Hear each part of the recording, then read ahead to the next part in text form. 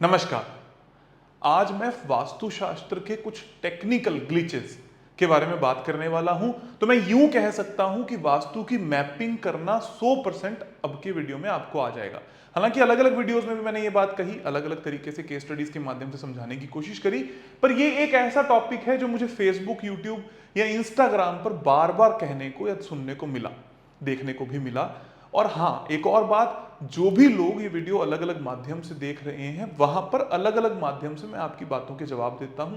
सबसे ज्यादा जवाब इंस्टाग्राम की स्टोरीज पर मैं रिप्लाई कर सकता हूं, मेरे लिए फिजिबल रहता है। दूसरे नंबर पे यूट्यूब कमेंट्स और तीसरे नंबर पर फेसबुक कमेंट्स। तो जहां पर भी आप इस वीडियो को देख रहे हैं, इंस्टाग्राम या यूट्यूब के कमेंट्स के माध्यम से आपके आंसर मिलने की आकांक्षा ज्यादा है या प्रोबेबिलिटी ज्यादा है। ये जो क्वेश्चन मेरे सामने आया कि जी हमारे पास ये एक बड़ी जमीन है, इस जमीन का वास्तु कैसे किया जाए। हमें तो डिग्री लेनी नहीं आती, हमें नॉर्थ साउथ ईस्ट वेस्ट नहीं आता, कैसे किया जाए, कैसे आगे बढ़ा जाए। बिल्कुल ब्लैंक हो जाते हैं। कुछ लोगों को तो वास्तुशास्त्री कहलाने लगे हैं और उन लोगों को डिग्रीज लेकर एक प्लॉट पर यह नहीं पता कि रेफरेंस डिग्री या रेफरेंस वॉल क्या होती है। शायद अनुभव कम है, इसलिए आप इस बात को कह सकते हो। तो मैं समझाने की कोशिश करता हूं। सबसे पहले नंबर पर इस बात को ऑब्जर्व कीजिए कि ये खाली रॉ लैंड है। इस लैंड में कहीं पर भी आपको मकान बनाना है। मान लो मैं यहां पर एक अपना मकान बनाना चाहता हूं।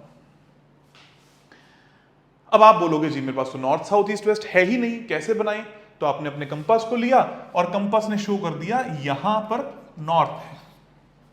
अब आप कंफ्यूज कि पंकी जी ने तो सिखाया था कि यहां पर एक गेट होगा, उस गेट से अंदर की तरफ देखोगे तो जो डिग्रीज आएंगी उस डिग्री को मापना है। तो इस केस में क्या किया जाए, कैसे डिग्री मानी जाए और कैसे इस प्लॉट का वास्तु किया जाए।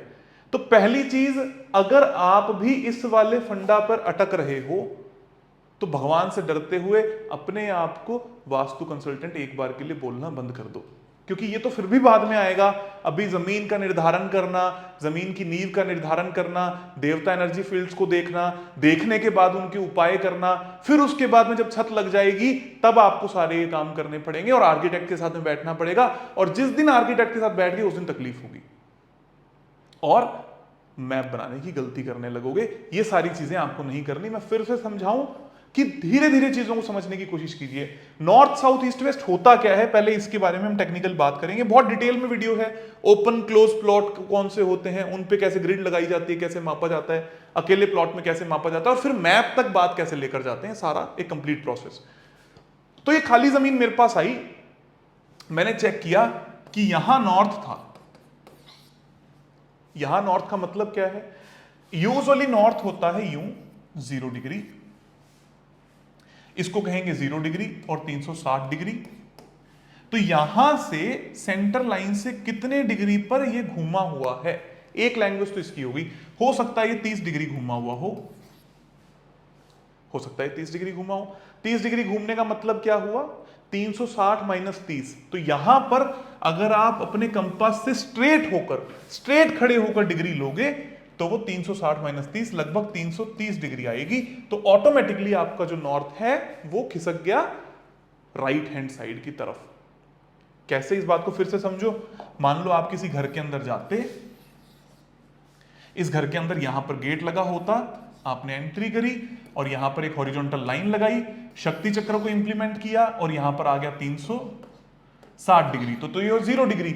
अगर यहां पर आया 330, इसका मतलब क्या है, नॉर्थ कहां पर गया, 330, 340, 350, 360, तो नॉर्थ आ गया यहां। एक्चुअल में हम नॉर्थ साउथ ईस्ट वेस्ट को नहीं देखते, हम डिग्रीज को लगाकर 16 की 16 दिशाओं को अंकित करते हैं, विभाजित करते हैं। अब इस पे कैसे काम होगा, मैं फिर से आता हूं कि इसकी प्लॉट की डिग्री क्या है।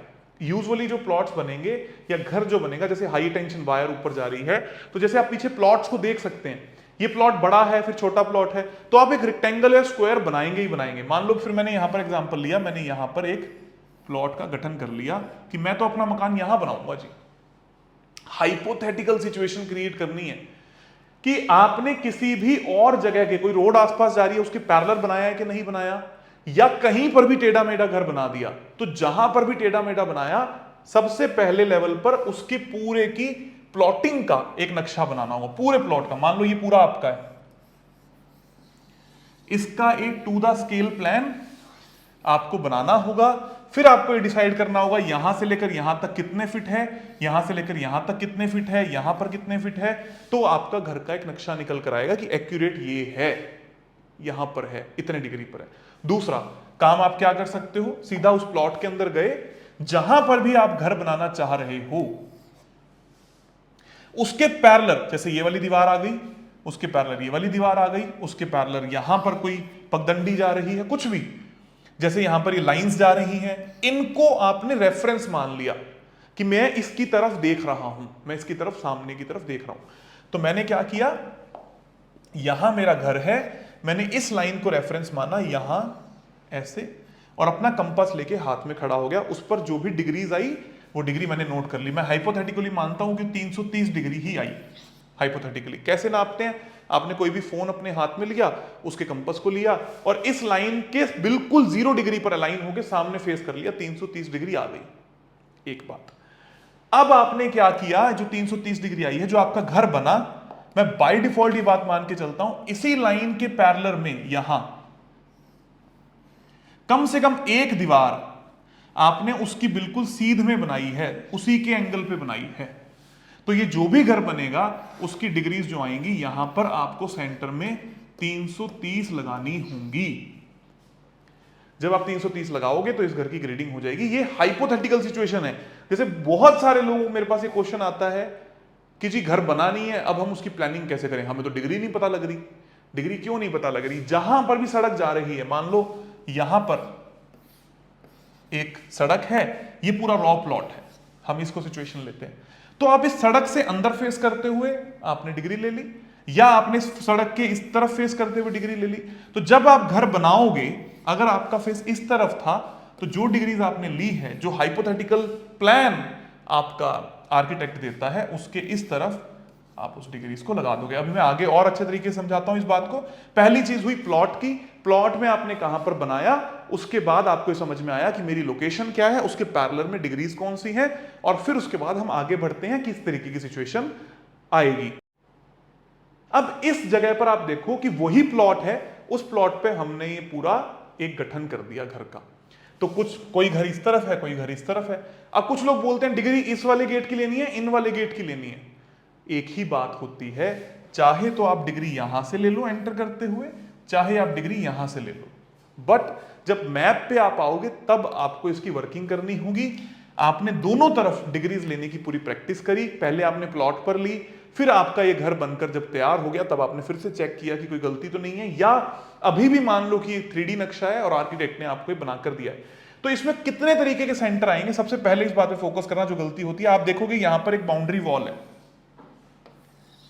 ये तो पहले एक पूरा सेंटर लिया जाएगा पूरे कंपाउंड का, दूसरा सेंटर लिया जाएगा जो ये एल शेप वाला हमारा घर बनकर आ रहा है इसका, और फिर पूरे कंपाउंड का। तो इसमें क्या क्या चीजें चेक होंगी, जो पूरे कंपाउंड का है, कैसे डिग्री ली, हमने क्या किया, यहां से एक डिग्री ली, फिर से मैंने मान लिया कि ये डिग्री 170 आई, 170 डिग्री जब मैं अंदर फेस कर रहा था तब आई, और जब मैं प्लॉट पे मार्किंग करता हूं तो जो भी पैरेलल वॉल के हिसाब से मैंने चेक किया था वहां पर भी 170 डिग्री आ गई थी। अब मैं इस पे मैप मेकिंग से 170 के हिसाब से करा चुका हूं। क्या होगा, इसका एक पूरा प्लॉट का नक्शा बनकर आएगा यूं। उस प्लॉट के नक्शे पर हमने 170 डिग्री 0 पे लगा दी, 170 डिग्री जो हमारी हॉरिजॉन्टल लाइन होती है जहां पर हम फेस करते हैं वहीं पर हमने लगाई। उसके बाद इसको 16 दिशाओं में विभाजन किया, फिर निर्धारित किया कि ये वाला गेट, मेन गेट कहां पर आएगा, सर्वेंट रूम कहां पर आएगा, ये पेड़ कहां पर आएगा, वॉशरूम्स कहां पर आएंगे, बोरिंग कहां पर आएगी, अंडरग्राउंड वाटर टैंक कहां पर आएगा, और हमारी बिल्डिंग कहां पर बनेगी। ये सारी बातें बहुत इंपॉर्टेंट है, उसका चयन अच्छे तरीके से सोच समझ के किया जाना चाहिए। इतनी बात हुई। उसके बाद हम फिर आगे बढ़े कि जी हमने एक घर बना दिया, जैसे कि आपको यहां दिखाई दे रहा है, तो मैंने इस घर को यूं बना लिया इस तरीके से, और मेरी एंट्री कहीं यहां से हो गई। अच्छे तरीके से समझना, हमारी एंट्री हमने ली यहां से और हमारा घर बन गया यूं। अब है तो 170 डिग्री ही, अब सारी वर्किंग किस पे होगी, मैप पे होगी। चाहे तो आप यहां से एक नई डिग्री ले लो और चाहे इसी के मैप पर यहां सेंटर में 0 डिग्री लगाते हुए 170 डिग्री पे पूरी ग्रिडिंग इस कंस्ट्रक्टेड वाले पार्ट की अलग से करेंगे और इस कंस्ट्रक्टेड में जाने वाली सभी एंट्रेंसेस को अलग से मैच किया जाएगा। अलग से इसकी किचन पूरे के हिसाब से नहीं देखी जाएगी, अलग से इसकी किचन कहां है, इसका ओवरहेड वाटर टैंक कहां है, सब कुछ कहां है, ये सब मैच किया जाएगा। और सबसे बड़ी गलती क्या करते हैं लोग, जैसे अभी हाल ही में मेरे पास एक केस आया, पूरा नया घर प्लान करने लगे, आगे का वास्तु नहीं आता, सिर्फ 16 दिशाएं करी और मान गई कि हम वास्तु कंसल्टेंट हैं। ना एस्ट्रो वास्तु देखा, ना देवता एनर्जी फील्ड देखे, साउथ ईस्ट के अंदर लिफ्ट बनवा दी।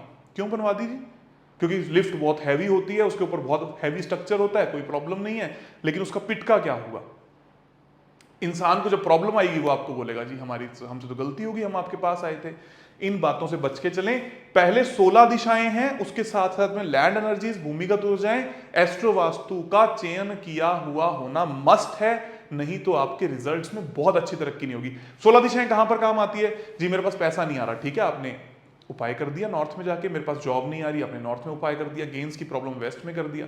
एक्यूरेट अगर नया घर बन रहा है तो आपको सारी चीजों का ध्यान देना बहुत बहुत बहुत ज्यादा जरूरी है, नहीं तो फिर पछताओ। उसके बाद हमने क्या तीसरा देखा कि जब ये सारा कुछ आ गया तो मेरे पास आए मैप्स। हमने आगे मैप्स पे बात करी। जब मेरा इसका मैप निकल कर आ गया, एक हाइपोथेटिकल सिचुएशन है, हाँ ये मैप मेरे निकल कर आए, देखो एल शेप जो बिल्डिंग है ये, और साथ साथ में इस तरफ एक मैप निकल कर आया। हमने दोनों मैप निकाले। हमने दोनों मैप निकालने के बाद फिर से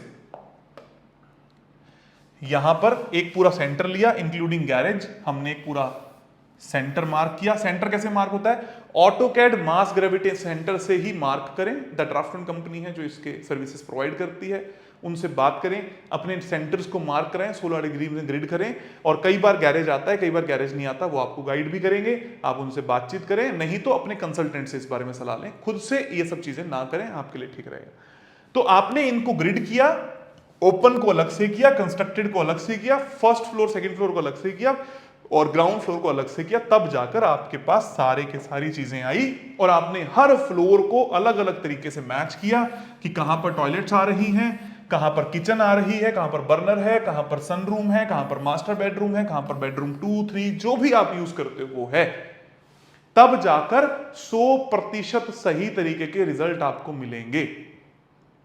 मैंने बहुत ज्यादा देखा है कि कंसल्टेंट्स बाजार में आ गए हैं कि जी ठीक है जी, हमने अभी मुझे हाल ही में एक लेटेस्ट कंसल्टेंट मिले, मैं किसी सिटी में गया हुआ था जी, मैंने तो आचार्य पंकित गोयल का कोर्स कर रखा है, ऐसा उन्होंने मेरे किसी साथी को कहा और हम लग गए हैं। कोर्स पता लिया तो कौन सा किया है जी? हमने फ्री के वीवीसी के सेशंस देख रखे हैं और हम तो बहुत खुश हैं, हम तो अपनी दुकानदारी चला रहे हैं। दुकानदारी चलाने में कोई प्रॉब्लम नहीं है, जाओ मेहनत करो, लोगों के लिए काम करो, लेकिन आपके फॉर्मूलाज बिल्कुल क्लियर होने चाहिए।